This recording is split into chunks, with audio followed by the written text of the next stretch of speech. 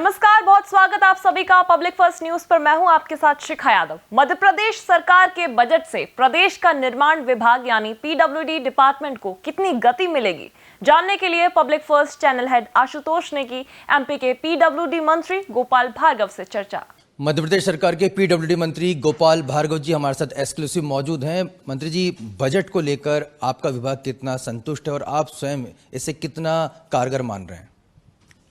बहुत अधिक संतुष्ट हूँ। पहली बार इतनी संतुष्टि मिली। प्रत्येक क्षेत्र में, निर्माण के क्षेत्र में जो विभाग काम करते हैं, सिंचाई विभाग के लिए, पीडब्ल्यूडी के लिए, नगरीय विकास के लिए, और सबसे ज़्यादा पेयजल के लिए जो प्रावधान किए गए हैं वो अभूतपूर्व हैं। और मैं मान के चलता हूं कि अधोसंरचना के क्षेत्र में इतनी ज़्यादा राशि का प्रावधान कभी नहीं किया गया। सड़कों के लिए, पुलों के लिए पर्याप्त राशि मिली है, सिंचाई योजनाओं के लिए राशि मिली है, नगरीय निकायों के लिए भी पर्याप्त राशि दी गई है, सड़कों इत्यादि के लिए दुरुस्तीकरण को और नई सड़कों के निर्माण के लिए। और लगभग 46,000 करोड़ रुपया जल जीवन मिशन में और पेयजल के लिए दिया। इसके अलावा किसानों के लिए काफ़ी इंसेंटिव दिया गया है। उनका जो 2 लाख रुपए की कर्ज माफ़ी की बात कांग्रेस ने कही थी, तो किसान कर्जदार डिफाल्टर हो गए थे, उनके ब्याज चुकाने का भी सरकार ने घोषणा की है और उसके लिए प्रावधान किया गया राशि का। उल्लेखनीय बात यह है कि हमने कोई भी कौन ऐसा नहीं, कोई विभाग ऐसा नहीं जिसको हमने अछूता रहने दिया हो या छोड़ दिया हो।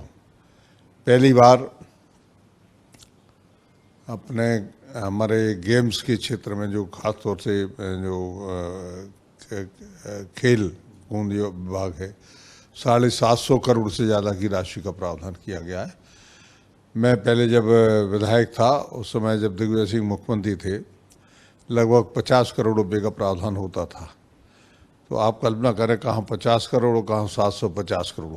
तो कुल मिला के खेलों के प्रोत्साहन के लिए राशि का प्रावधान किया गया है। और महिलाओं के और बच्चियों के लिए तो अनंत योजनाएं, ऐसी योजनाएं जो अभूतपूर्व हैं, किसी राज्य में नहीं है, इनका प्रावधान किया गया। सबसे उल्लेखनीय योजना तो हमारी जो इस बजट में आई, लाडली बहना योजना है। 1,000 रुपये राज्य की महिलाओं के लिए देने का काम इस योजना के अंतर्गत प्रतिमाह होगा। ये महिलाएं परिवार का भी सहारा बनेंगी, बच्चों का पालन पोषण भी ठीक से रहेगा और महिलाओं को सम्मान भी मिलेगा। इससे लक्ष्मी लाडली पार्ट 2 का आपको जानकारी है, कॉलेज में आती है तो उसके लिए अतिरिक्त राशि है। और लगभग 60 लाख के करीब हमारी लक्ष्मी लाडलियाँ हो चुकी हैं, वो भी उससे लाभान्वित हो रही हैं। और महिलाओं के लिए बहुत ही आकर्षक योजना, जो फर्स्ट आएगी बच्ची, उसके लिए स्कूटी भी निःशुल्क दी जाएगी। तो मैं मान के चलता हूँ कई ऐसी योजनाएं जो किसी राज्य में नहीं है, वो हमारे मध्य प्रदेश राज्य के बजट में आई हैं। गोपाल जी, महिलाओं पर विशेष फोकस किया गया इस बजट में। लाडली लक्ष्मी योजना हो, लाडली बहना योजना हो, ई स्कूटी योजना हो, क्या बड़ी वजह है? इसके पीछे सबसे बड़ा कारण वजह यह है कि महिलाओं के लिए सेकेंडरी और द्वितीयक माना जाता था। हमारे समाज में महिलाओं को उतना सम्मान और मान्यता नहीं थी जितना पुरुषों के लिए थी। तो महिलाओं को सम्मानित करने के लिए और उन्हें एक प्रकार से एक जिम्मेवारी देने के लिए भी और आर्थिक रूप से उन्हें संबल लेने के लिए भी ये सारी योजनाएं बनाई गई हैं। तो अब कोई महिला या बेटिया या नवजात बच्ची बोझ नहीं बनेगी। ये इसके पीछे सबसे बड़ा कारण ये है। और लिंगानुपात इसी कारण से मध्य प्रदेश में पिछले 8-10 वर्षों में काफ़ी सुधरा है और काफ़ी बेहतर हुआ है। कांग्रेस कह रही है कि ये चुनावी घोषणा पत्र जैसा है, फंड है नहीं, सरकार जो है जनता को गुमराह कर रही है। ये कैसे कह सकते फंड नहीं है? उन्होंने अभी कौन सी रोकड़ बही देख ली जो कह रहे फंड नहीं है। ये सब बेकार की बातें हैं। फंड का प्रावधान करने के बावजूद जो अपेक्षित आय होती है उसी के विरुद्ध व्यय होता है। तो इसी कारण से, और अभी चुनाव के लिए 8-9 महीने हैं, तो यदि पैसा नहीं होगा तो कहाँ से लाएंगे? वो तो और बुरा इंप्रेशन पर लगा, यदि पैसा नहीं होगा हम योजना लॉन्च कर देंगे तो कोई सरकार ऐसा नहीं कर सकती, कोई पार्टी ऐसा नहीं कर सकती। तो इनको तो कुछ कहने का अधिकार ही नहीं है।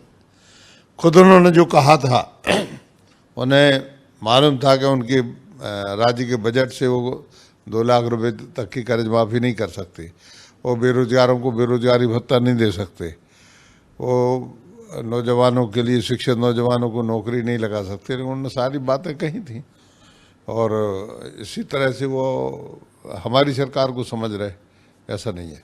कर्ज लेने को आप किस तरह से देखते हैं, क्योंकि आप वरिष्ठ मंत्री रहे हैं सरकार के? कर्ज लेने को आप किस तरह से देखते हैं? कांग्रेस कह रही है कि सरकार कर्जे में डूबी जा रही है।